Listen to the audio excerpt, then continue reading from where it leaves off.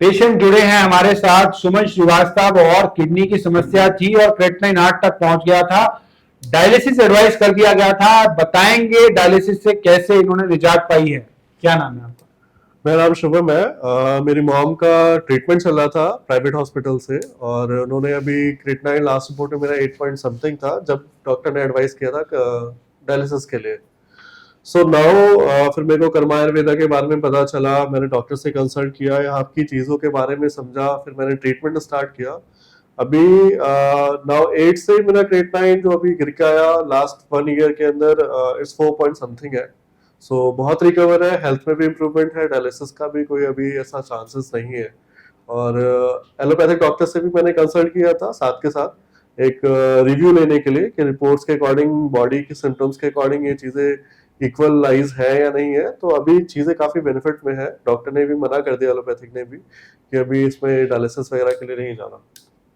तो पहले तो काफी समस्या थी जब आप आए थे, 8 तक पहुंच गया था क्रेटनाइन। तो कहाँ से ट्रीटमेंट करा रहे थे उस समय आप एलोपैथिक में? प्राइवेट हॉस्पिटल था सर। कहाँ से प्राइवेट में? अपना सिविल लाइन हॉस्पिटल है सर, प्राइवेट। अच्छा, तो उस समय काफी ज्यादा क्रेटनाइन बढ़ गया था। राइट, 8.2 था। तो उस समय क्या बताया था डॉक्टर ने? डायलिसिस के लिए क्लियर कर दिया था उस टाइम। डायलिसिस के लिए बोल दिया? हाँ, ठीक है। तो उस समय आपने डायलिसिस कराया? फिर डायलिसिस नहीं कराया, उसके बाद हमने कर्मा में एक बार ट्रीटमेंट के लिए ट्राई किया कि देखते हैं कि इसमें 2-3 महीने के अंदर अभी क्या रिजल्ट आता है। तो जब स्टार्ट किया यहाँ पे ट्रीटमेंट लेना, तो डायलिसिस की जगह पे क्रेटनाइन मेरा कम होने लगा जी।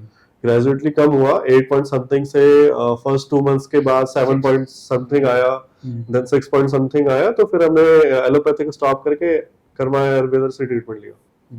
चलिए, बहुत अच्छी बात है।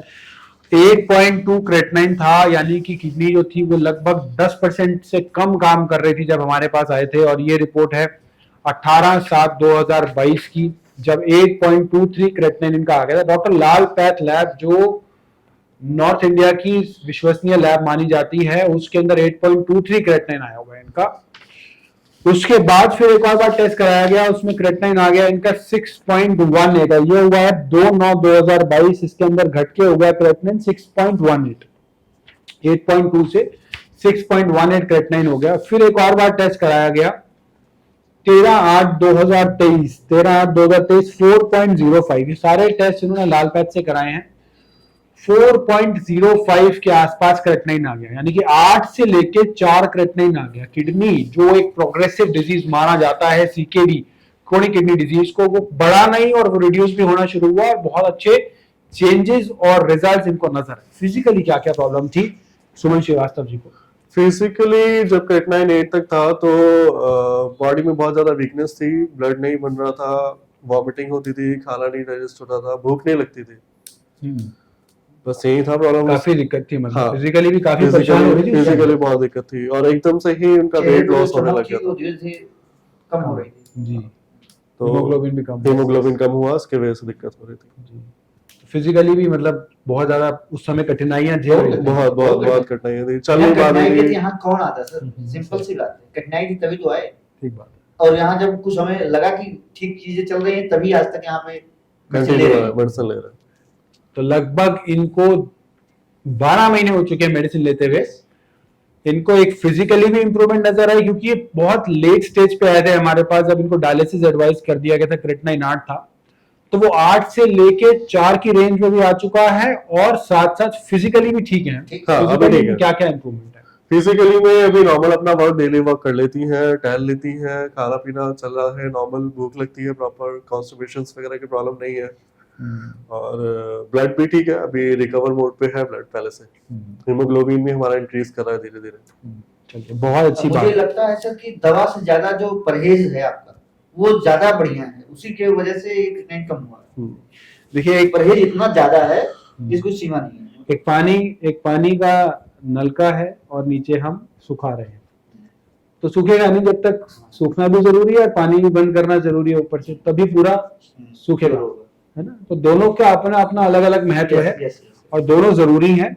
मेडिसिन के साथ diet, yoga, acupressure guidelines, meditation, सब चीजें बहुत जरूरी। होलिस्टिक अप्रोच जब की जाती है तो बहुत अच्छे चेंजेस नजर आते हैं। ऑर्गन बेस्ड अप्रोच नहीं है, हमें सिर्फ दवाई देके एक अंग को ठीक नहीं करना, पूरे शरीर को ठीक करना और ठीक रखना जब रखने की तरफ देखा जाएगा तो ऑटोमेटिकली वो अंग भी ठीक होने शुरू हो जाएगा।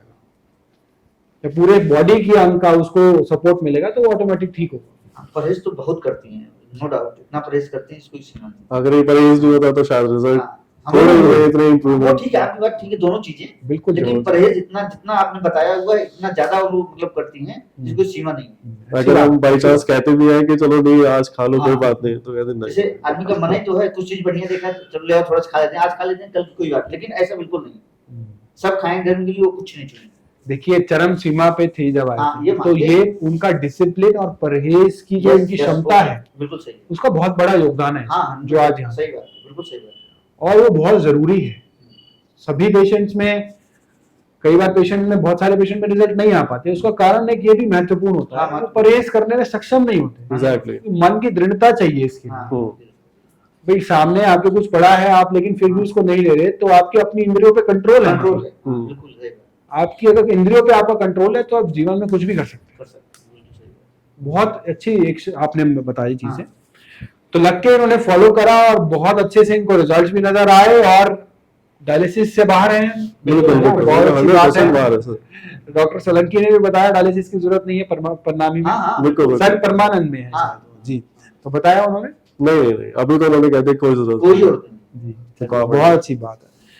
तो क्रेटनाइन भी काफी कम हुआ है और डायलिसिस की भी आवश्यकता नहीं है। ये लैब की मैंने तो नहीं बताई थी ना, ये यहाँ से कराना है वहाँ। नहीं सर, देखो अगर टेस्ट कराओ तो मैं तो ये पर्सनली भी एडवाइस करूंगा किसी को लाल पैथ में ही कराओ, क्योंकि रिजल्ट उनके ज्यादा वैल्यूएबल होते हैं। और लाल पैथ का मैंने तो नहीं बोला ना। नहीं सर, नहीं लाल पैथ तो सबको पता है, बच्चे को पता है कि टेस्ट कराओ यहाँ से कराओ, वहां से कराओ, यहाँ से कराओ। नहीं सर, ऐसा कुछ नहीं, कोई रिकमेंडेशन नहीं है ऐसा कि आप यहाँ से करो।